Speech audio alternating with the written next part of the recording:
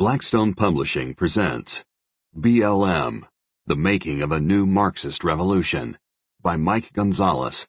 This book is read by John Mclain. To my sister, Lucy. Introduction. On January 6, 2021, the holy day of the Epiphany, a few hundred supporters of Donald Trump occupied the Capitol building while Congress met to certify the votes of the 2020 election. The representatives of the people had to be whisked to safety while the protesters marauded through some of the most sacrosanct halls of our nation's democracy. Trump, then in his last days as president, was instantly accused and convicted of inciting the crowd by the press, the Democrats, and even some members of his adopted Republican Party. Trump had indeed spoken to the rioters minutes earlier in front of the White House, some 3.6 miles from Capitol Hill.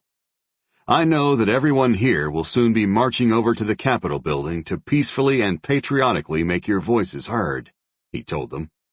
He also said, if you don't fight like hell, you're not going to have a country anymore. For that, the House of Representatives impeached the president 2 weeks later, the first time in U.S. history that a president has been twice impeached.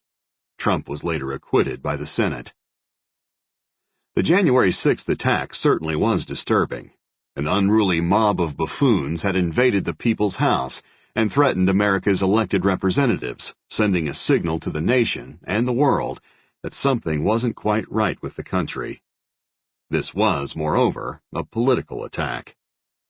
The attackers did something else that was shameful. They gave some political leaders an excuse not to be frank about the Black Lives Matter organizations and their leaders, a group of Marxists who do not just want to defund the police, empty the prison system, and eliminate the courts, as bad as that in itself would be. I myself saw this at a May 26, 2021 hearing of the House Subcommittee on Civil Rights and Civil Liberties, in which I testified about Black Lives Matter. My mere mention of the damage BLM had wrought made two members of the squad, Representative Ayanna Pressley, Massachusetts, and Representative Rashida Tlaib, Michigan, livid. BLM's leaders seek to dismantle the organizing principle of this society, words spoken by the main founder of BLM, as I will explain in this book. Unfortunately, the Capitol attackers validated a long-standing, stubborn liberal axiom that right-wing militancy was a much greater threat than the left-wing version. This reflexive but false belief had been used again and again over the Sample complete. Ready to continue?